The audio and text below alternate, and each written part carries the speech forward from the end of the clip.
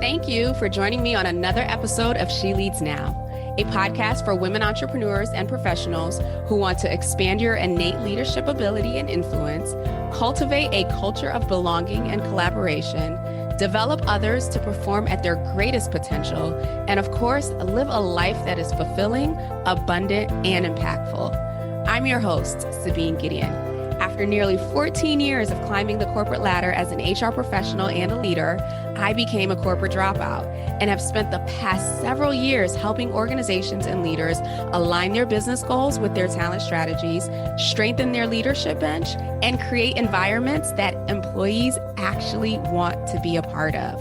Tune in every Wednesday for insight, practical tools and strategies, as well as inspiring stories from other women leaders who have climbed the ropes and are now making a huge impact within their spheres of influence. Looking forward to chatting with you soon.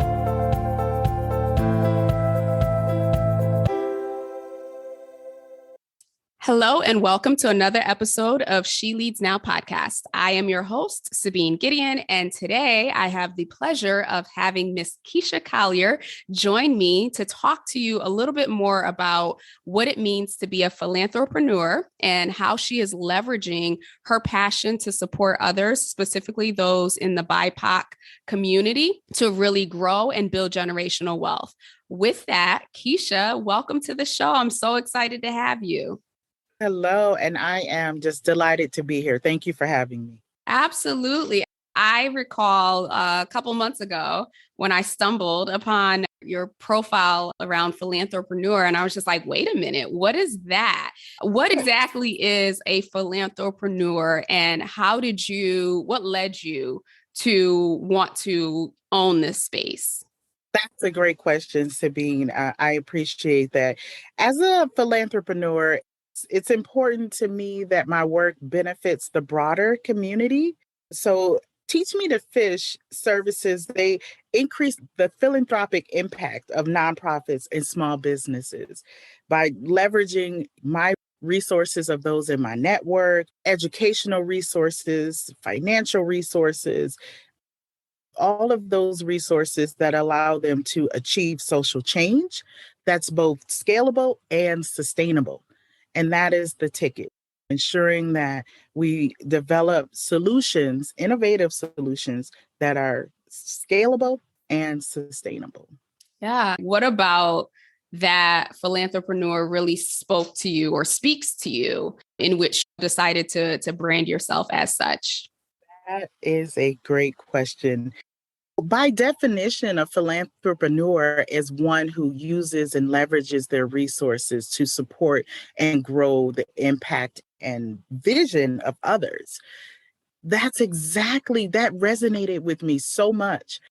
Oftentimes, I found myself volunteering or innately helping another visionary get to their mission of starting that enterprise that they're so excited about.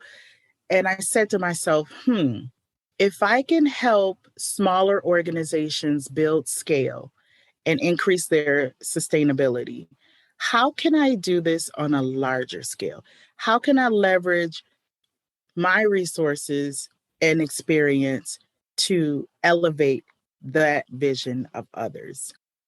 So that's when I decided, okay, I'm going to do that. I'm going to structure the Teach Me to Fish to help foster entrepreneurship, to help bridge the gap between wealth and equity in our communities by elevating those nonprofit organizations that are boots on the ground, grassroots, and they deal with our community and residents every day. They know what they need. So if we can elevate and support them and ensure that they can go out and do what they do best, which is build the programs, execute the programs. If we can help take care of all of those things that keep them up at night, if we can make sure that they're compliant so they're not concerned, or that they're funder ready, ensuring that when they present themselves to the grant maker, that the grant maker knows their story. They can tell without a shadow of a doubt that they're ready to take on whatever it is that they're impressing upon the grant maker. Your passion for being in the space certainly comes through. And I didn't go into detail about your background, but I know that you have been on both sides and all sides of the game, right? So you've worked for nonprofits in high level roles. You've worked in for-profit organizations. You've started your own businesses. You have a nonprofit and a for-profit currently. In terms of those who are looking to align their passion with the work that they actually do, what have you seen or what have you experienced that you've been able to apply as you've repeatedly created opportunities for yourself and for others? Collaboration is king. Partnerships, seeking others, really understanding and not putting yourself on an island. One of the sayings I hate the most, I get it, but I hate it the most, is that it's lonely at the top. It shouldn't be.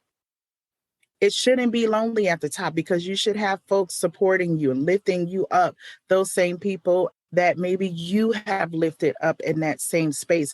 So really recognizing, no matter if you're in for-profit, nonprofit sector, whatever sector you're business is in, that collaboration is key. What do I mean by collaboration with stakeholders? If you're in a nonprofit, folks that can move your initiatives forward, partner with your policymakers, your city mayors, your grant makers in the foundations that you're seeking to get a grant from, collaborating with other nonprofits in your community who are doing the same thing.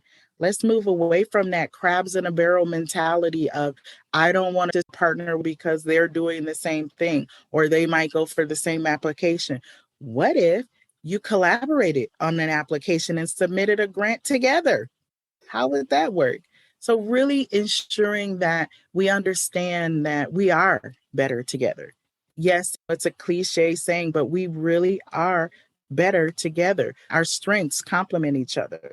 Absolutely. And something that you said that really stood out for me is really that statement and the mindset of it's lonely at the top. When you are solo starting, or maybe you have a small team with everyone being all hands on deck, right? It can feel overwhelming, especially in the beginning.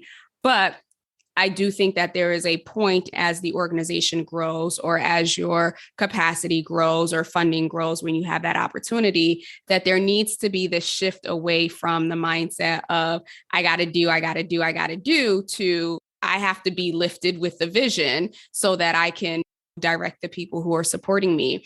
So based on what Teach Me How to Fish does and services that you provide there, what are some of the ways or advisory that you provide to executive directors or leaders within businesses on how to actually branch out and collaborate and get the support that they need? Absolutely. Great question.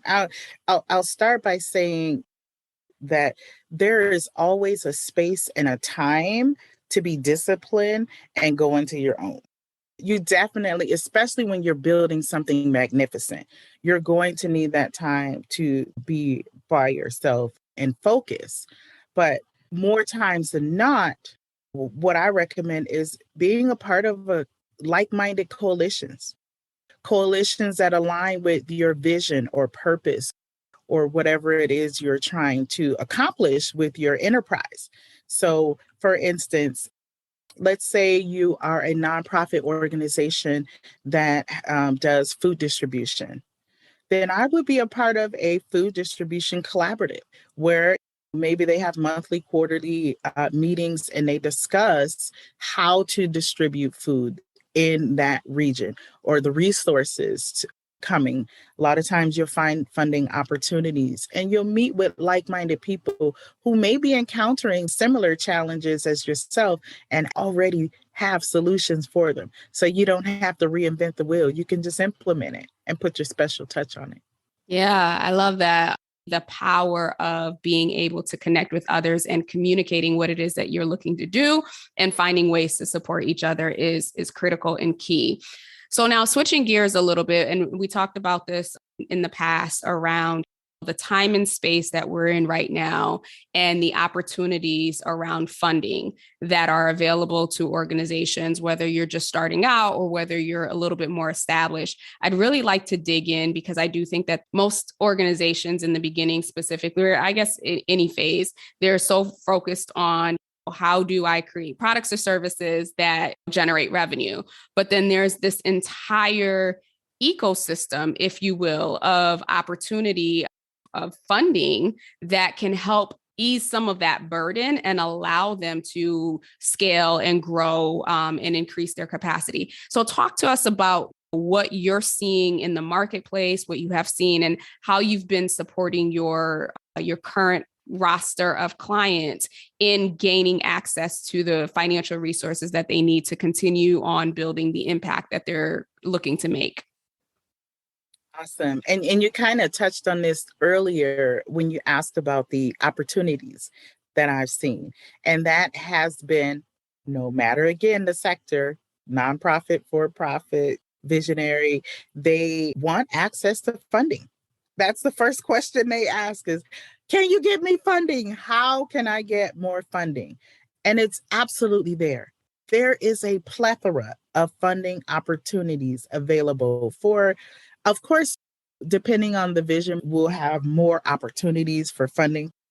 For example, food insecurity, health insecurity, those type of issues and solutions to those issues will have more opportunities as opposed to someone who may just be creating a medical device. Where I like to start is I always ask my visionaries and my founders this, nonprofit in particular, I'm speaking now. You say you're ready for the funding, but are you funder ready? Oftentimes, we want the grant. Oh, we want the grant. We want the contract. We want the donation, whatever it is, we want it and we need it. Quite frankly, we need it to scale our impact, to build our operations, to hire a social media, whatever it is. We definitely need it and can probably justify it. However, have we done our due diligence as a nonprofit leader, especially the BIPOC-led owned nonprofit organizations, I find have challenges and barriers to ensuring that their financial house is in order, ensuring that your fiscally management is sound. So I like to impress upon them 3 best practices to being funder ready. And the first one is to identify your vision and mission. Oftentimes, and I've been guilty of this myself, we cannot clearly articulate what our vision or mission is. If you can't clearly articulate it in less than, 30 seconds, how can you possibly work towards it for a lifetime? So we want to make sure that we are clear and why we're here in the first place. Why are you doing this? You just got to pull it out. The second one is to align with the funder and donors' objectives. I cannot tell you as a grant writer, a grant manager and researcher, how many times I've had a request for an opportunity that does not align with the funder's mission. For example, if you are let's say you are a nonprofit organization and you provide education and resources to pregnant mothers. Great. We need that. There's a space for that. But you're applying for a grant for new science technology in the NFT space. It's a lot of money. They're giving away $1 million. I'm sure they'll find, let me figure out how I can fit into this opportunity. Whenever you have to say to yourself, let me see how this can fit, that is a red flag. What you want to do is understand your vision first so you know where you're going. Research funders and foundations because they're out there, I promise, between the U.S. government, local foundations, national foundations, corporations like banks and Amazon and AT&T and all of those corporate enterprises. They want to give back. So look for those organizations who align with what you're already doing. For example, if I had a nonprofit and our mission and our activities included food distribution, I would seek out a grant with the USDA government. Why do I say that? Yes, US government and federal contracting can be volatile and it responds to the market. It can. We see that with COVID. It just worked in our favor this time because the response to the market was to push more money out for health equity, vaccination, economic, development, all of those things. We saw that. However, it also is sustainable.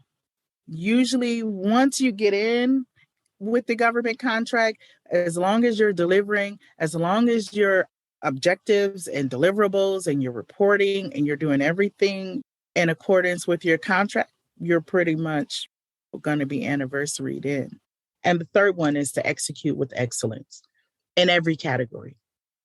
And I say that as a blanket statement, but that is the hero statement. That's my mantra that I've been going by probably my whole work career as an adult anyway. Really executing, having that mindset to execute with excellence, you will ensure that you do your homework to make sure that you are funder ready, that your financials and your 990s are filed, that your online presence is cohesive and your messaging. What story are you telling? Because funders will go online to look for you. As soon as you hit that submit button and they open that application, they're going to research you to see if what you're saying in your proposal matches the message that you're emulating in the public. So we want to really be intentional about our branding, our marketing, that your infrastructure is in place. So those are just a few things. There's more. We could go on all day. I do teach, courses on it, of course, where we dive deeper. Thank you so much. You've given us so much information and detail and things to think about. And I just want to recap the top 3 things that you talked about in terms of being funder ready. And that's really identifying your vision and mission, right? That is foundational, not for just funding, but for you as a leader of an organization to be clear, like, where are you headed? So that you can obviously communicate that to your team and to your staff. And you said something about if you can't communicate it in 30 seconds, how are you going to walk it out for a lifetime? And so I loved that visual and that picture that really anchored the importance of that. Next up was really aligning with the funder and the donor's objectives, being mindful of who your audience is, what's important to them, similar to your customers, right? Like you're not going to create products and services that your customers don't want. And thinking about it from the standpoint of, I want us to be able to support each other so that this is a win-win. And then lastly, the executing with excellence, which I think that is universal, that should go without saying, but not necessarily always. So thank you so much for pointing that out. And you also mentioned quite a few different resources and opportunities for funding, especially around government grants, local grants, organizations, corporations. And so it sounds like it does require a bit of due diligence and some research to identify the opportunities, but the opportunities themselves are abundant, especially in this time and space. And so as we look to wrap up here, Kisha, I'd love for you to share any initiatives that you have going on or that you're about to release that would be helpful to those, listening right now who may be in the for-profit or nonprofit space, thinking about funding, thinking about getting their financial house in order, as you shared. What do you have going on or what do you have coming up? Awesome. Thank you for that. Yes, we have, true to the funder ready analogy, we have our Funder Ready Accelerator program. It's a 90-day program, and kind of think of it as a business in the box. You can find me on LinkedIn, updating that page with details in the website and the information there as it becomes available. And the Funder Ready Accelerator program goes from the beginning to grant writing and grant referrals, a fund development plan, strategic plan, 990s, you name it. We also have a photo shoot involved where we create all your images. And yes, it's a really great program. It's going to be something unique, something different. Awesome. I love how comprehensive and robust it is. My understanding is that it's an open enrollment, right? So individuals can enroll at any time. So depending on when you're listening, definitely go onto the website. I will be sharing those details in the show notes below so that you can check that out, along with Kisha's LinkedIn profile.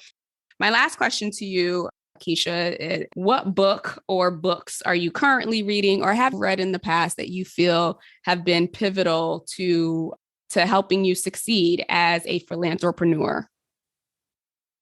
So one of my favorite books that I'm reading right now, and it's kind of like a resource, so I go back and forth to it, is Forces for Good. That is one of my favorite books, and it's with Leslie Crutchfield and Heather Grant, I think. It's a great read.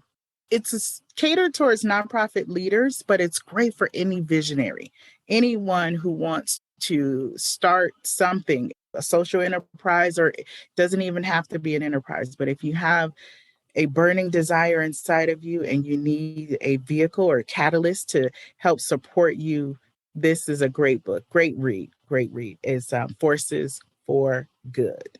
Awesome. We will definitely include the link to that book in the show notes as well. Kisha, thank you so much for coming on, for sharing your expertise, and most importantly, sharing your passion for the work that you do and really supporting others who have the vision, who want to make the impact, providing them the resources, the training, the development that they need to be able to do that. And certainly the fact that you are focused in on the BIPOC community, I think that is another impactful place to be, and just have no doubt that you will continue to make a huge impact through providing your own resources and expertise to others. So thank you for sharing with us. With that, we will be back next week with another episode of the She Leads Now podcast.